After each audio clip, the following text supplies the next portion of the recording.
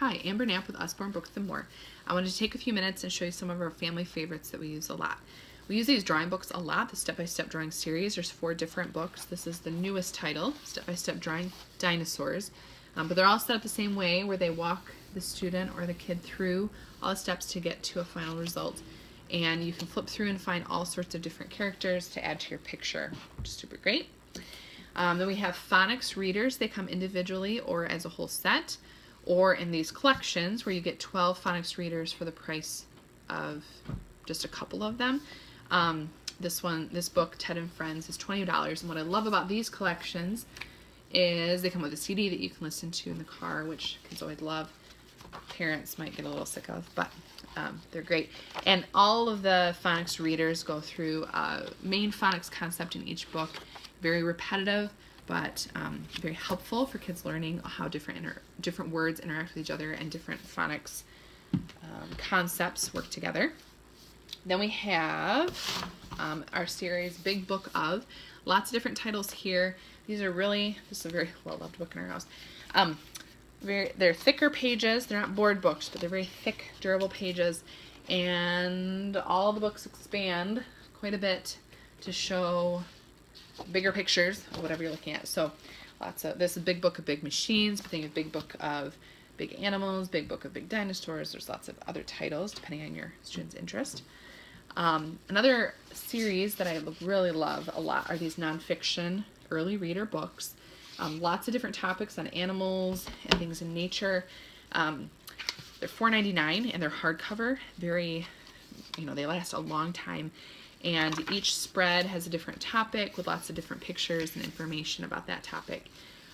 We love these books around here because they're affordable and you can get a bunch of different things related to the interests that your child has. So we really love those. Those are some of my favorite books to give away to as prizes just because they're great.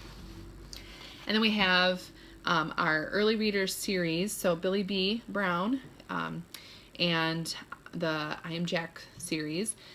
You have 2 different kind of levels. You have the Billy B. Brown series, which are like the early readers, and then her mysteries are about a step up from that.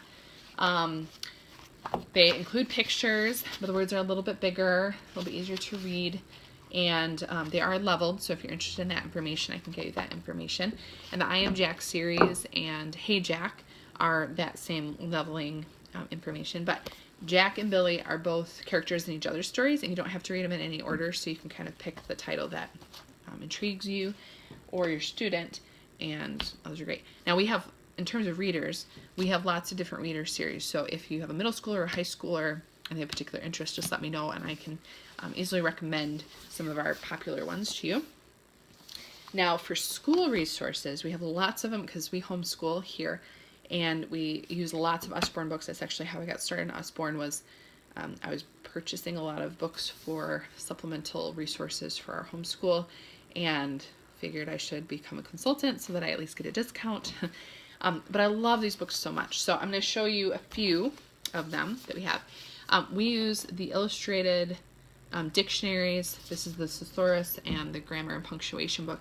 We use these a lot just because they're great resources for topics. So like grammar, punctuation, if you were working on adverbs, you can turn the adverb page, lots of different examples, pictures, colorful, engaging, and concise. And so if they're working on a book or like a writing page or something and they just need to get jump started, they can go to whatever topic they're struggling with and kind of get them going.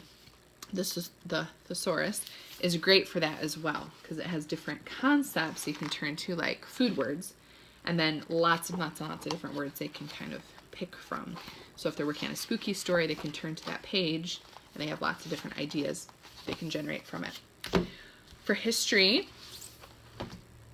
this is a great one. It organizes a timeline based on time period, and then every column is a different continent.